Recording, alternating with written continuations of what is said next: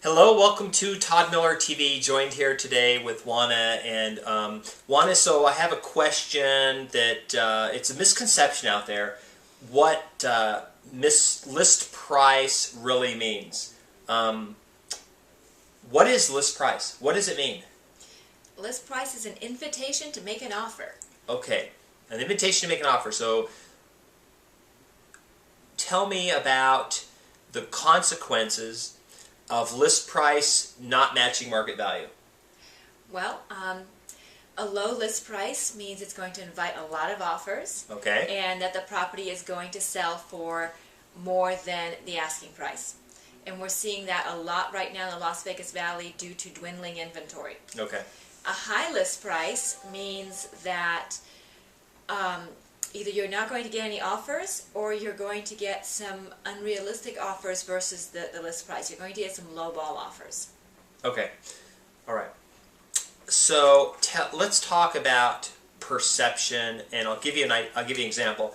Some people in some cultures, when they see that price, they can't ever pay what's asking because in their culture everything is overpriced. And this is some countries, you go there, everything is overpriced. So whatever is being asked for, you have to offer less because everyone knows you can never pay what the asking price is. You have to feel like you got a deal on it. So I'm going to give you an example.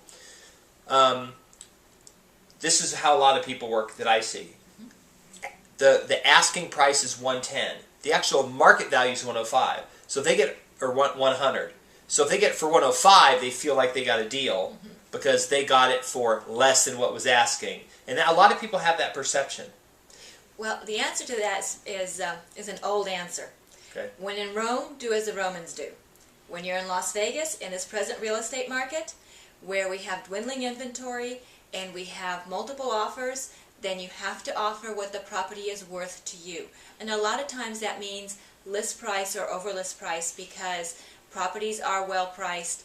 We are seeing some increases in values in certain zip codes in certain areas, and just overall, with the dwindling inventory, there is more demand, and you're going to have to compete with other people to purchase a property, and you're going to have to compete on price primarily, and also sometimes on terms. So yes, sometimes you're going to have to pay $5,000, $10,000 more than the list price and pay cash in order to get it. And that's just a fact of life, and we're seeing that all the time. Anywhere from $80,000 properties selling for $90,000 to properties that are going for $160,000 and selling for $180,000. I mean, it is happening all over the market right now, and it's very rapid. Las Vegas is an incredibly fast real estate market. We went up fast, we came down fast, we're going back up fast. Okay. It is fast, and you have to know what you're doing, and that's where a real estate professional is key. They have to have their thumb on the pulse of what's going on in the market, which is changing literally daily. Okay. Do the banks typically, do some banks tend to list over list price? Do some tend to go under list price? I mean, how do you see that market value versus list price based on banks? You know, it's definitely client specific. Okay. Definitely client specific. I mean, there are clients out there that will that have other restrictions. So, for example, if the home that we're talking about maybe was subject to a reverse mortgage and it's a HUD home, and odd month even here with the full moon kind of thing, it has specific qualifications, then sometimes those properties are priced high for the market, and they can't take anything less than asking price for the first so many days and that sort of thing. So there are particular things. So each property is unique, but if we're talking about the market as a body and what's happening out there now, then yes, we are looking at buyers having to pay more than list price and pay cash to get properties. What do you think the best strategy is for a seller to list below, above, or at market value?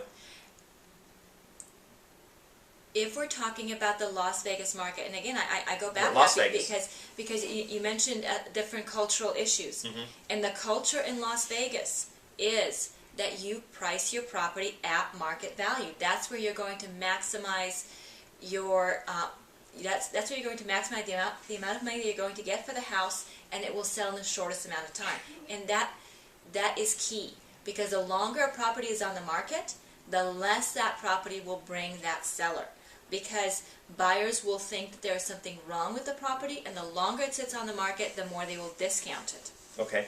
What's your advice for a buyer out there who's running into this issue of quote unquote overpaying if they have to go above the list price? They're not overpaying. That's the short answer. They're not overpaying. Look, prices are at historic lows. You can't build for what you're paying for a house now, so you're not overpaying. So if a house was worth $300,000 5 years ago, it's listed for $80,000 today, and you have to. That's the list. However they pick that number, Right. and you end up getting for 85 or 90. It's probably still a smoking deal. Is that like what your thought? Exactly. I mean, you cannot build that house for what you're buying it. So if you can't build it for what you're buying it, then you're doing great.